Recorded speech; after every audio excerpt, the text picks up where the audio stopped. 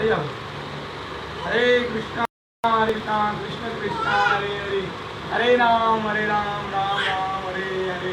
गुरु महाराज श्री भक्तिपाद की जय, गुरु महाराज श्री प्रभुपाद जी की जय, और सुंदर महाप्रभु की जय, जगन्नाथ सुभद्रा बलदेव की जय, ग्रंथराज श्रीमद् भागवत महापुराण की जय। हरे कृष्णा।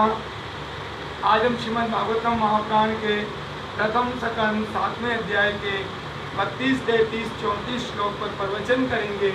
जैसे कि हमने कल अंतिम श्लोक में जो पढ़ा था 31वां जो श्लोक था, जिसमें बताया गया कि तीनों लोकों में इस हथियार के मिलाप की आग से झुलसते ये तमाम लोगों की तबाही की तरह उन्हें ये लगा कि शायद ये सामर्थ्य आग की याद आ गई थी। प्रलय काल के समय जो सामर्थ्य आग समस्त ब्रह्मांड को जला देती थी, राख करने के लिए, नाश करने के लिए, बिल्कुल उसी की। ये सिर्फ कैसे हुआ? ये सिर्फ दोनों ने संकल्प किए। अभी तक संकल्प मात्र से ही इतनी बड़ी ये खौफनाक तारी पैदा हो गई थी। आज के श्लोक में हम पढ़ते हैं कि इस तरह आवाम में फैली परेशानी को और सैयारों के नज़र देखी खात्मे को देखकर अर्जुन ने भगवान श्री कृष्ण की ख्वाहिश के मुताबिक दोनों हथियारों का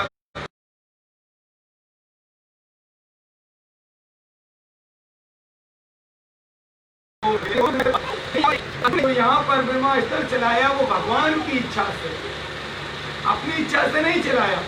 हालांकि अर्जुन सामर्थ्य थे,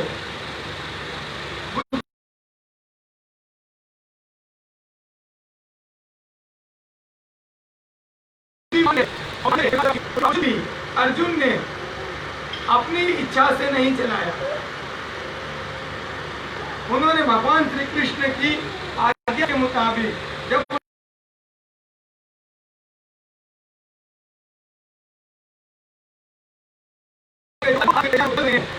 की आज्ञा के मुताबिक दूसरा ब्रह्मास्त्र चला दिया।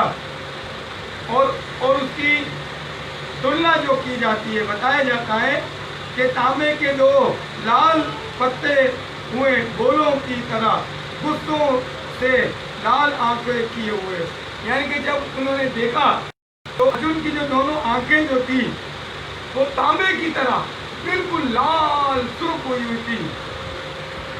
लाल पत्ते की तरह जब सुर्ख हो जाता है इसकी भांति आलम में लाल आंखें किए हुए अर्जुन ने न्याय की होशियारी के साथ, लेकिन गुस्से भी किया। लेकिन बहुत सारे लोग गुस्से में अपना होश खो देते हैं, लेकिन अर्जुन ने गुस्से में भी अपना होश नहीं खोया और बहुत ही चालाकी के साथ गोमती के बेटे को कैद कर लिया और उन्होंने अपना ब्रह्मास्त्र भी चलाया, उसके ब्रह्मास्त्र को शांत भी किया। और अश्वत्थामा की माता का नाम गोमती है, तो यहाँ आया कि गोमती के पुत्र को कैद भी कर लिया और उसे जानवरों की तरह रस्सियों से बांध दिया। गुस्से के आलम जिस तरह किसी जानवर को जब जैसे रस्सियों से बांधा जाता है, उसी तरह अश्वत्थामा को बांध दिया था। तात्पर्य परम पूज्य श्री भक्तिवेदांत स्वामी श्रील प्रभुपाद जी श्लोक के बारे में भावार्थ में बताते हैं कि अश्वत्थामा की माँ कृपि का जन्म गौतम कुल में हुआ था। कृपि का जन्म गौतम कुल में हुआ था। इस श्लोक में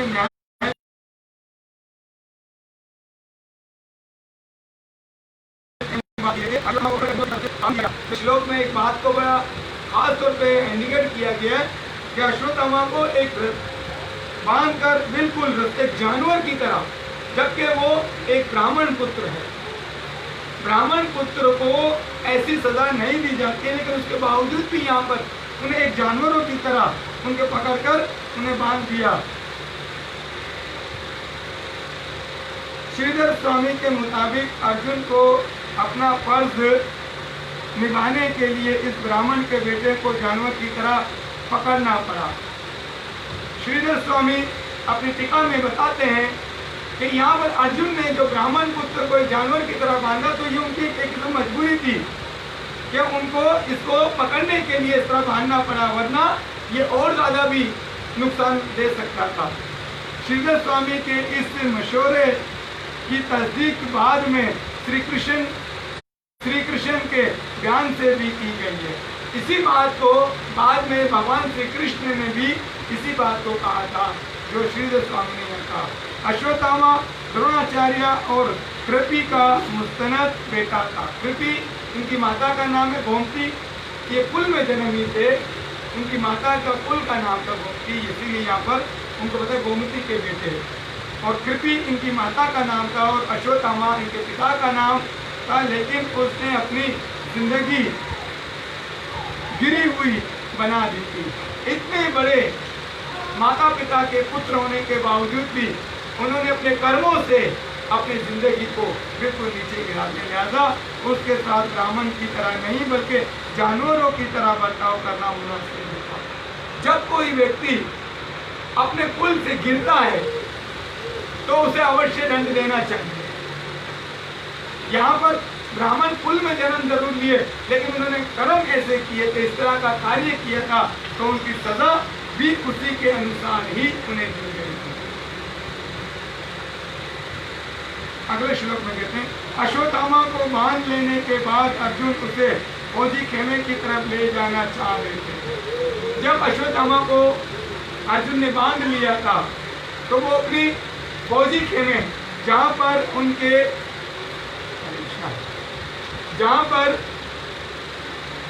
उनके बाकी भाई लोग और उनके सिपाही लोग थे, उस तरफ उनको लेके जाना उनकी ख्वाहिश भी कैसे करूं, लेकिन अपनी कमल जैसी आंखों से देखते हुए भगवान श्री कृष्ण ने आग बबूला अर्जुन से इस तरह कहा। और जब भगवान ने देखा कि अर्जुन बहुत ही क्रोधित और गुस्से के आलम में है, तो भगवान श्री कृष्ण ने अपनी कमल के समान आंखों वाले, लेकिन भगवान श्री कृष्ण हमेशा शांत है। और जो भी भगवान श्री कृष्ण को एक बार देख लेता है तो कितना भी बड़ा गुस्सा भी करने वाला हो वो भी उसका गुस्सा शांत हो जाता है। जब भगवान ने देखा कि अर्जुन इस वक्त आग बबूला हो गया है, अपने आपे से बाहर हो गया है, वो इसकी वो दशा करना चाहते थे जो शायद किसी ने अनुमान भी नहीं लगाया। इस अवस्था को देखते हुए भगवान ने इतने गुस्से में चूर अर्जुन की तरफ देखते हुए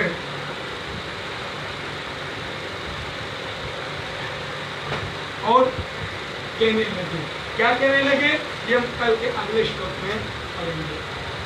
अर्जुन को शांत करते हुए भगवान कहने लगे। तात्पर्य प्रभुपाद जी श्लोक के बारे में बताते हैं। यहाँ पर अर्जुन और भगवान श्री कृष्ण दोनों को गुस्से में बताया गया।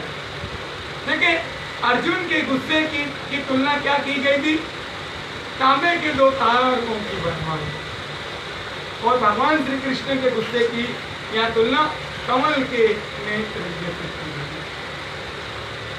क्या कहा, कमल जैसी आंखों से देखते हुए, गुस्से में होते हुए भी भगवान करुणा ही बरसाते हैं। भगवान क्रोध में आते हैं, बोलते ना तूने मारा जिसको दिया तूने तार के लीला तेरी कोई जाने।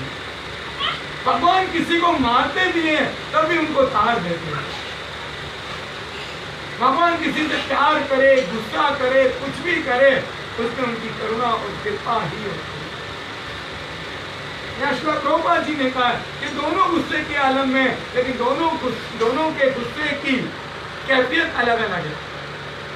एक के गुस्से की कैफियत यह थी कि बिल्कुल तांबे की तार की तरह सुर्ख पत्तों के जैसे हो गई थी, और दूसरे की गुस्से की तुलना यहाँ पर कमल के फूलों की तरह की गई है। लेकिन अर्जुन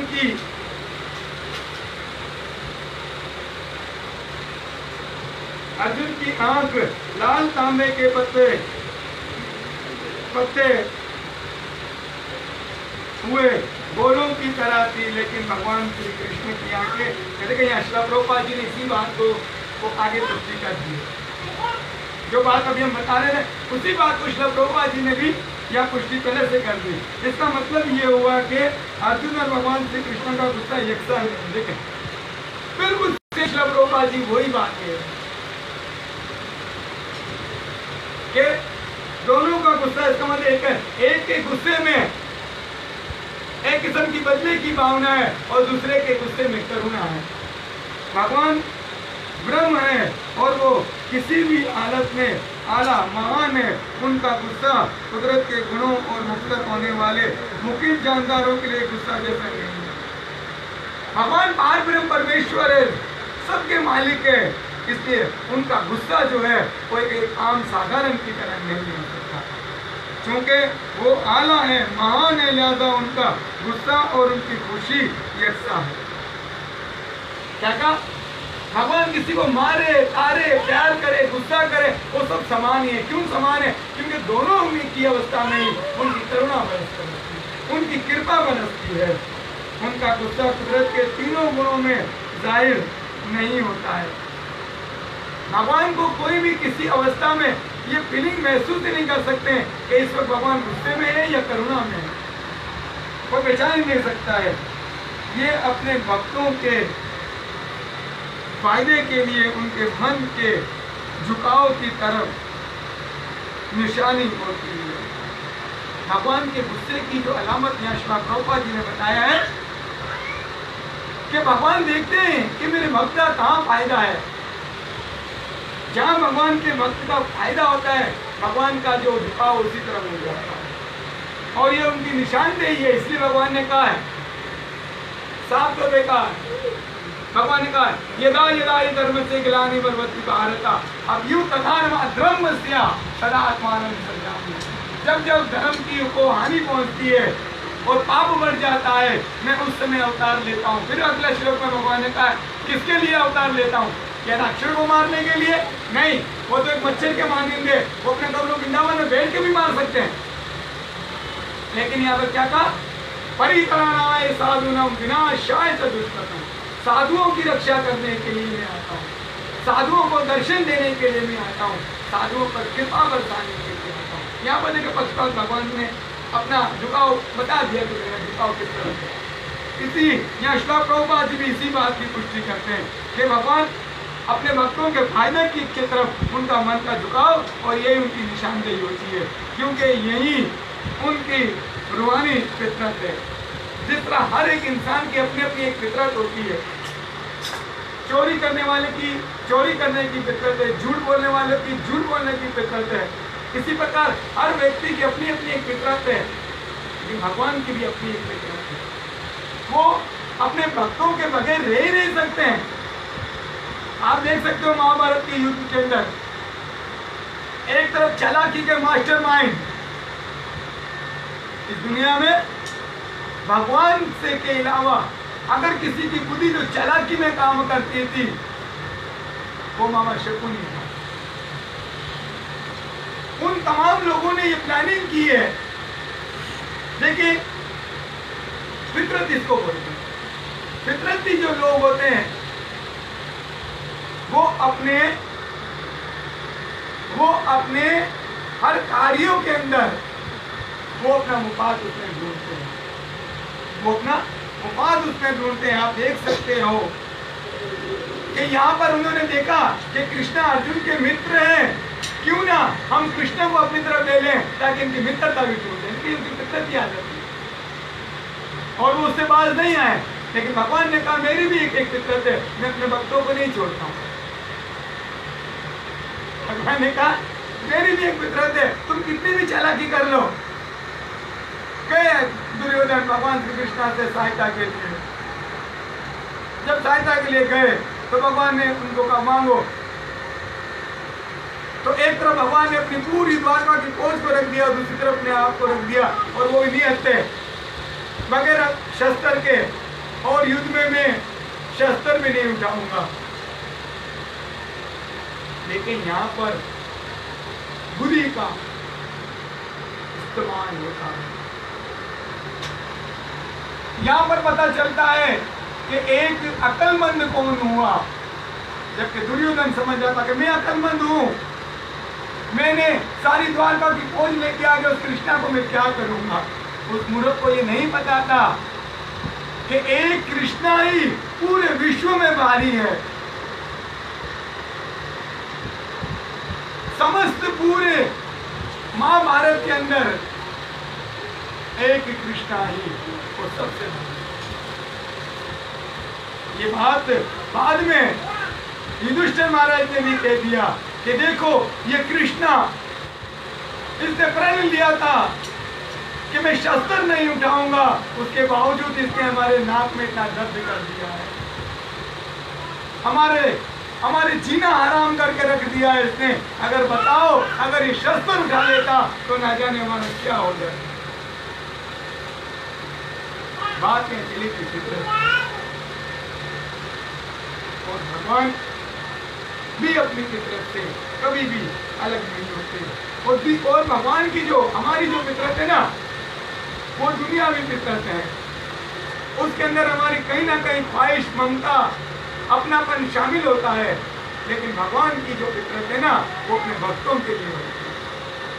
उनका हर कार्य जिसमें उनका भक्त खुश हो, भगवान वही काम करते हैं।